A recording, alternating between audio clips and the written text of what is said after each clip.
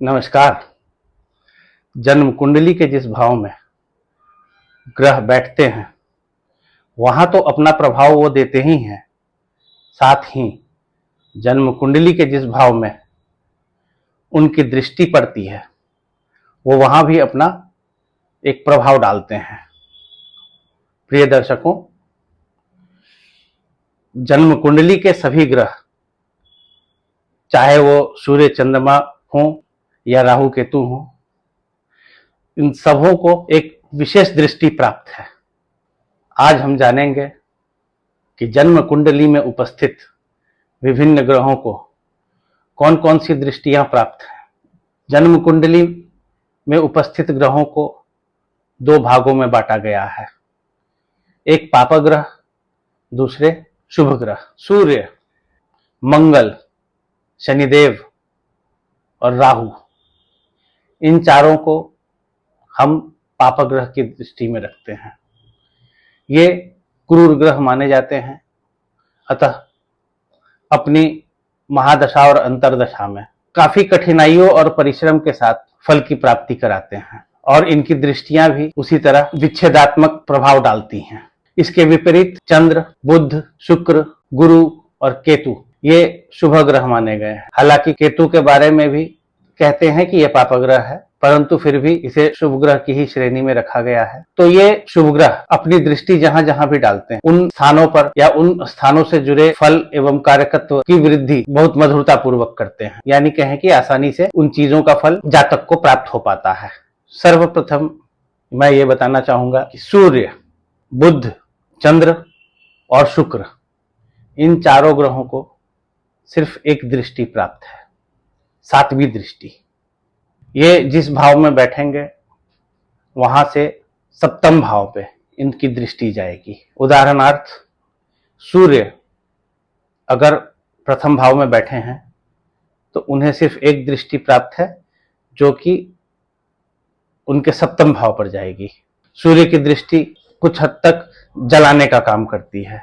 सूर्य क्रूर ग्रह है, अतः उनकी दृष्टि जिस भाव पर पड़ती है वहां पर थोड़ी उस भाव से संबंधित पीड़ा देने का और विघ्न उत्पन्न करने का काम करती है, लेकिन अंततः उसके कार्यकत्व से संबंधित शुभ फल अवश्य देती है। चंद्र चूंकि एक शुभ ग्रह है, चंद्रमा का दृष्टि अगर प्रथम भाव में बैठे हों तो सातवें स्थान पे पड़ती है। बुध भी एक शुभ ग्रह है, अतः उसकी दृष्टि भी शुभ होती है। जिस भाव पर बुध की दृष्टि जाती है उस भाव से संबंधित फल जातक को भली भांति मिलते हैं।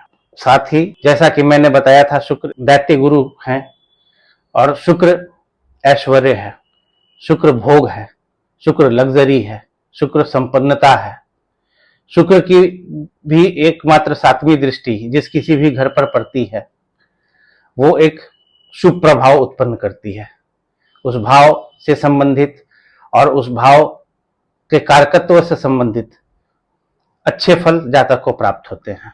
अब हम बात करते हैं मंगल की।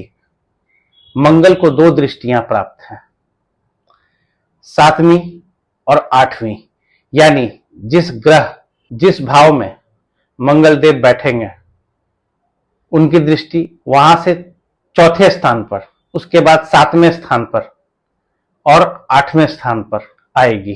चौथे स्थान पर जो दृष्टि आती है उसे एक काफी मंगल की प्रोटेक्टिव दृष्टि कहा जाता है।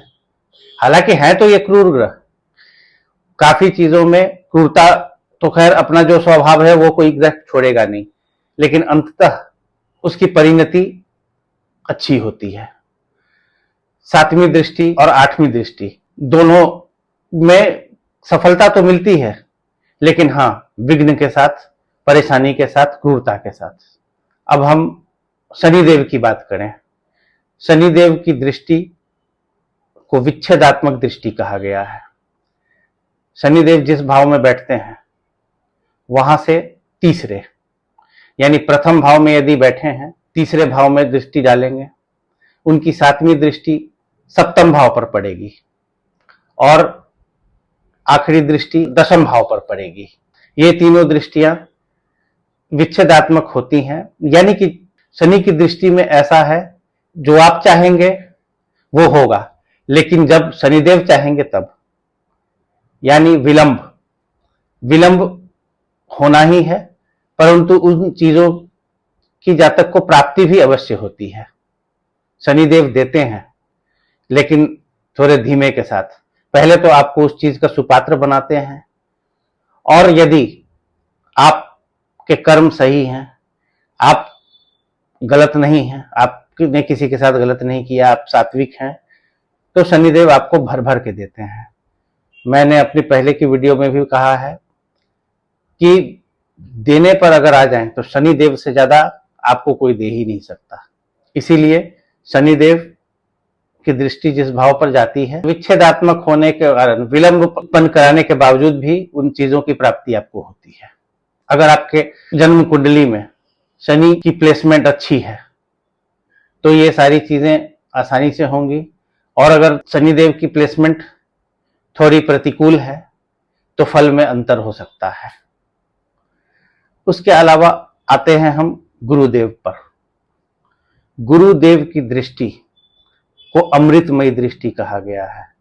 गुरुदेव जहां बैठते हैं वहां तो चीजों का विस्तार करते ही हैं, साथ ही साथ वहां जहां पे भी इनकी दृष्टि जाती है वहां पे अमृत वृष्टि होती है, आप ऐसा कह सकते हैं।